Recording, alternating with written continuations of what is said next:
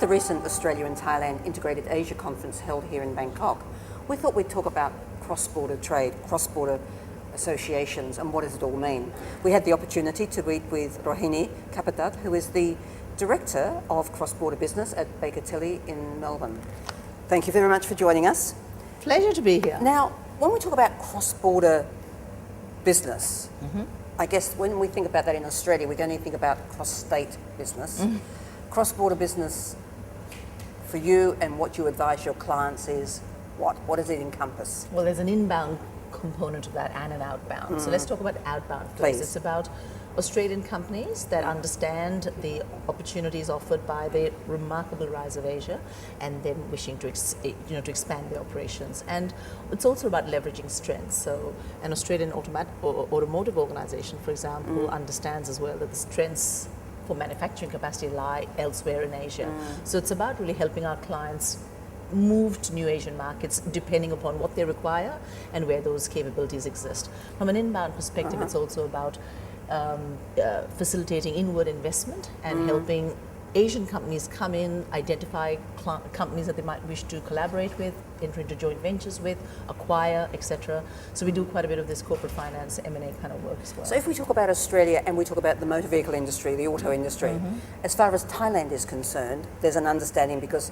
we are known here as the, what would I call the Detroit of the East. Detroit of the East. We know it here, but nobody else knows it. That's another story.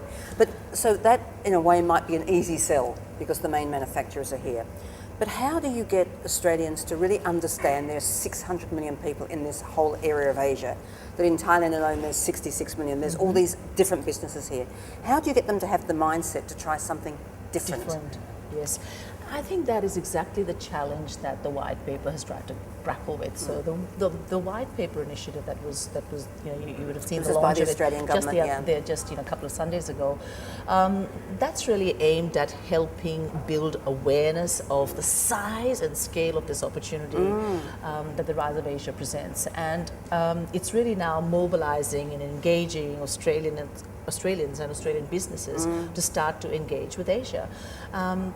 So I think now that the conversation has started, we're going to see a lot more discussion around the how do we do this, how do we actually execute a game plan, what's going to be the strategic thinking that sits behind our moves into Asia. What about the attitudes, though, of certain companies? Like, there are companies that have come from Australia and come to Thailand, if we could just talk about these two countries at the moment. And they've come here because they've decided to go into technology, they've decided to come here because they can cut labour costs. But back home in Australia, the companies themselves suffer because jobs are lost, opportunities are lost, the economy suffers. How do you get the balance? How do you keep the company happy, but what about the government? What about those people that remain with the organisation? I think we've really overplayed this whole jobs loss storyline. I think it's been overplayed also by the media to some extent, and I think that's created a lot of fear amongst people, and that's really not the case. That's not the real narrative that is actually occurring, that we see happening for companies. I'll give you a couple of examples. There's a company called Futuris that has a large setup here, and this is a remarkable story. They make seat covers. They set up in Thailand, and they've grown from about 50 people to less than 1,000 people in about 2 years' time. And what they've said is that you have a low competitive environment here in Thailand. You've got a larger domestic market than Australia. So it's a great win for the business. That expansion has enabled them to grow jobs in Australia as well. Same with another one of our clients, ARB, that has an operation here. Once again, they are expanding their and the success in Thailand has helped them expand in Australia. Because their headquarters is still in Australia anyway, so if it grows here, it's going to benefit the whole group. Well, that's right. And also from an engineering and know-how perspective, they still retain that very much in Australia. So the high-value jobs, etc., are still there, and that's just fueling the continued growth and expansion. So it's a real partnership that I see between Australia and Thailand, potentially with Thailand focusing on its strengths of being able to provide that, lower cost, highly skilled workforce needed to support the sector, whilst the Australian businesses can use this location as a leaping ground into other global markets and other global supply chains as well. Is one of the problems, though, for Asia, as companies develop, are we not going to go the same way that Australia has done, where, trying to get the blue-collar workers is difficult? We're already finding that in Thailand, It's really hard to get labour at a particular level, at the lower level. Skilled labour is not also easy to get at the blue collar level. So as countries like Thailand, Vietnam go forward, where Australia is relying on these countries at the moment, but in the future, where do they go? Because our costs are going to rise here. That's right. What's the next step? Well, the next step I think is to also invest in developing skill set across the globe, and this is an area where I think Australia has a real strong role. Service to play. industries. Service industries, absolutely, where we actually train and upskill people, a global workforce, and this whole discussion around workforce and mobility of of a global workforce is now, I think, squarely being set on the agenda for discussion, because I don't think that we're going to be able to stick with this protectionist attitude to labour for too long, because more and more even Australians are looking at, for example, Thailand's low-cost importation model of labour, whereby Thailand is looking to get labour from Cambodia, from Myanmar, from Laos, etc. If countries like Thailand are doing that to maintain their cost of production, then I mean, surely that's going to make Australia think about really opening up this for a far more creative discussion than we're having right now. Let's go beyond that and let's look at Thai companies on cross-border. How, in fact, can you get Thai companies to think about the potentials in Australia? Because, it appears to me that it's the big companies, the big energy mining companies, alternative energies, that are wanting to go to Australia. And they're going for the reasons, as we know. But how do you get the cross-border mentality, cross-border business from here in Thailand, looking, and around our country, looking back into Australia, that Australia can benefit?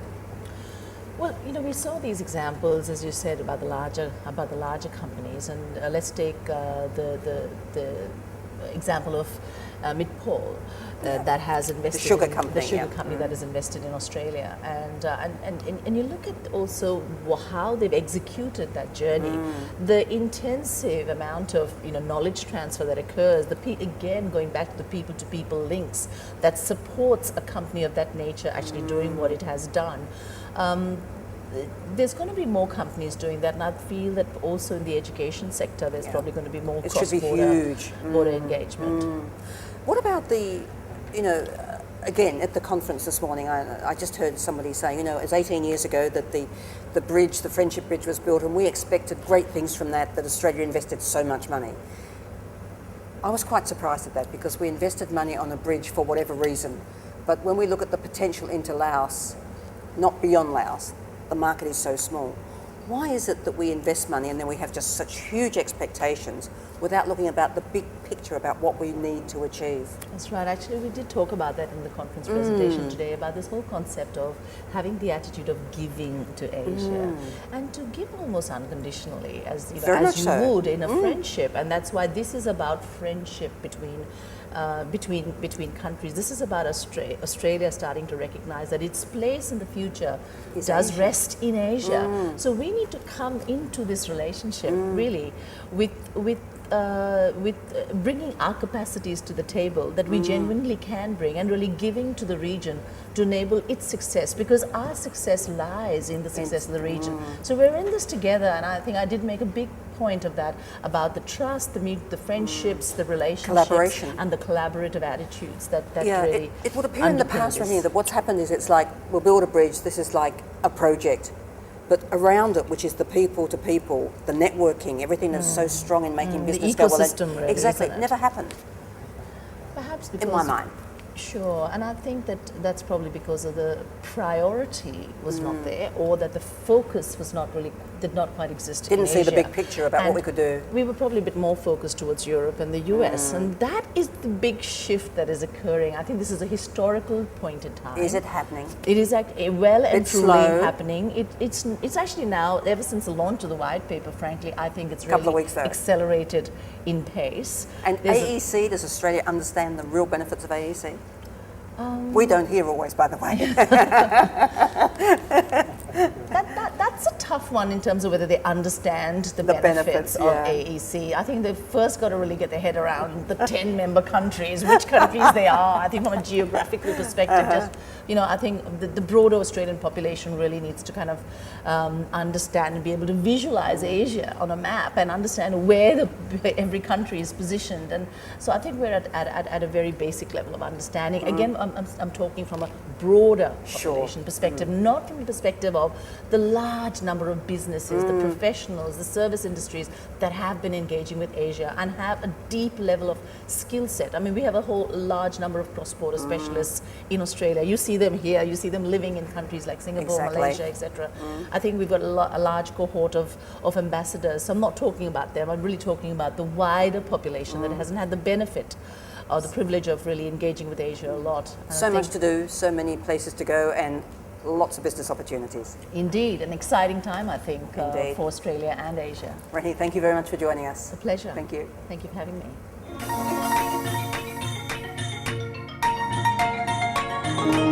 Good morning, and good morning to you. Sawasdee krap. สวัสดีค่ะ Today I'm joined by Kun Mam from Cycling Sukhothai Company.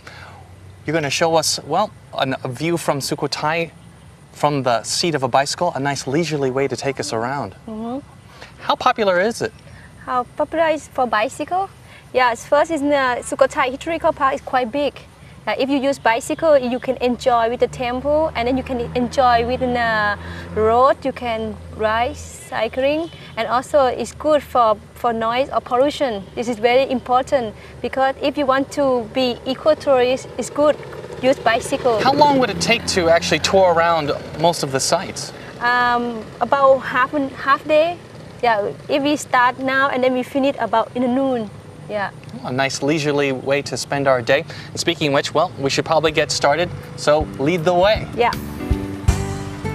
The growing concern over global warming has many people taking a second look at environmentally friendly transportation like bicycling. But residents and visitors to Sukhothai embraced these two-wheelers many years ago.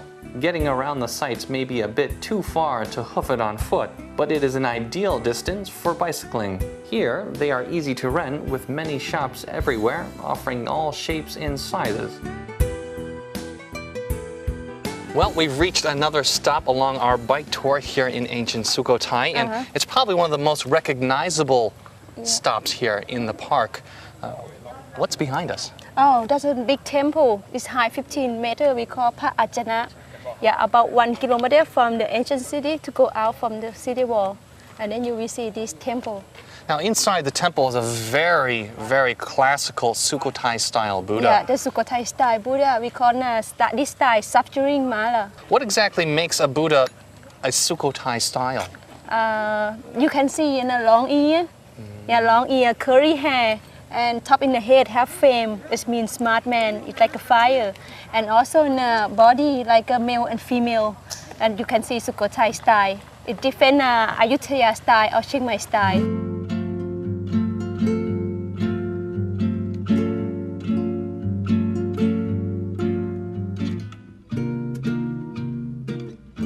Well, not every temple seems to be on the ground floor, as we might say. Some of them, as we can see behind us, are quite tall. Which temple is this? And this temple we call Wat Sapan Hin. And this temple is very good if you want to see the view of Sukhothai province. Yeah, you just come up to the temple and then you can see one big Buddha, we call standing Buddha. Stand like dispelling fear or protection. Now, you mentioned before about the distinctive style of a Sukhothai Buddha. Sukhothai Buddha. This is also similar in terms of the style of the face. Everything. This is because Sukhothai Buddha, Sukhothai style. Now, are all these temples, are they all constructed around the same time period? About 13th, 14th century. Well, seeing is believing. Yeah. Well, let's see what else we can find. Yeah.